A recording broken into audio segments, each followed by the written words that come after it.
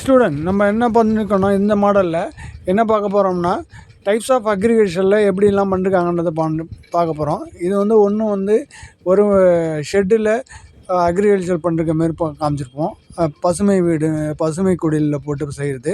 அதுக்கடுத்து ஹைட்ரோஃபோனிக்ஸ். இது ஹைட்ரோஃபோனிக்ஸில் எப்படி பண்ணலான்றது அதிலே வந்து சோலார் எனர்ஜி அதுலேருந்து எலக்ட்ரிசிட்டி மோட்டார் ரன்னும் ஆகிற மாரி காமிச்சிருக்கோம். அதுக்கடுத்து ட்ரிப் இரிகேஷனு, அதுக்கடுத்து மல்ச்சிங் ஷீட்டு போட்டு அதில் விவசாயம் பண்ணுறது.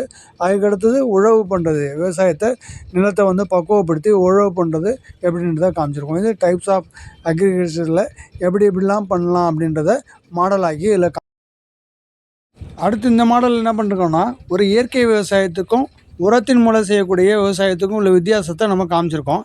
இயற்கை விவசாயம்ன்றது உழவர்கள் பயன்படுத்தக்கூடிய விலங்குகளுடைய கழிவுகளை யூஸ் பண்ணி அதை உரமாக்கி அதை பயன்படுத்தி விளைச்சலை கொண்டு வர்றது இயற்கை விவசாயம்ன்றது காமிக்கிறது. இன்னொன்று செயற்கை விவசாயம்ன்றது உரங்களை வந்து பூச்சிக்கொல்லி மருந்துகளை இட்டு அதுலேருந்து நம்ம உற்பத்தி பண்ணக்கூடிய விளைச்சலை உற்பத்தி பண்ணக்கூடிய மெத்தடை காமிச்சிருக்கோம். இது ரெண்டுத்துக்கும் உள்ள வித்தியாசம் காமிச்சிருக்கோம்.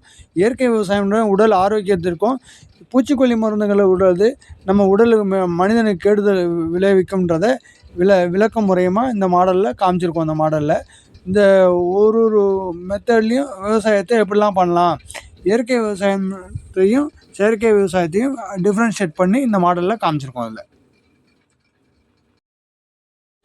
இந்த மாடலில் நம்ம என்ன செஞ்சுருக்கோம்னா ஒரு விவசாயி உழவு செய்வது முதல் நிலத்தை பக்குவப்படுத்தி அதை கொண்டு வந்து விற்பனை வரை இந்த மாடலில் ஸ்டேஜ் பை ஸ்டேஜாக காமிச்சிருக்கோம். ஃபஸ்ட்டு ஸ்டேஜ் பார்த்திங்கன்னா விவசாயி வந்து நிலத்தை உழவு பண்ணுறது. அதுக்கடுத்தது பார்த்திங்கன்னா விதைக்கிற மெத்தடு. அதுக்கடுத்தது பார்த்திங்கன்னா மருந்து தெளித்து அந்த பக்குவப்படுத்தி பயிர்களை ஊக்கப்படுத்துறது. அதுக்கடுத்து பார்த்திங்கன்னா நீர் பாசனம் செய்தல் முறை. அதுக்கடுத்தது பார்த்திங்கன்னா அதே இது களை எடுத்தல், களை செடிகளை அப்புறப்படுத்துறது. அதுக்கடுத்தது பார்த்திங்கன்னா விளைச்சலை அறுவடை செய்கிறது.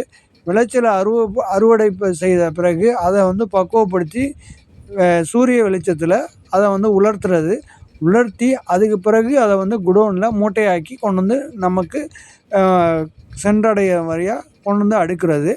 நம்ம சேனலில் பார்க்குறவங்க இந்த அக்ரிகல்ச்சர் சம்மந்தமாக எல்லாமே போட்டிருக்கோம். இதில் அக்ரிகல்ச்சரில் உள்ள மாடல்ஸ் எல்லாத்தையும் அப்டேட் பண்ணிருக்கோம். நீங்கள் எது வேணுமோ இதில் ஆர்டரின் பேரில் நம்மள்ட்ட பர்ச்சேஸ் பண்ணிக்கலாம்.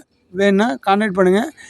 இந்த நம்ம சேனலில் பார்க்குறவங்க முக்கியமாக சப்ஸ்கிரைப் பண்ணுங்கள், லைக் பண்ணுங்கள், கூடவே பெல் பட்டனை ப்ரெஸ் பண்ணுங்கள், ஷேர் பண்ணுங்கள். ஓகே.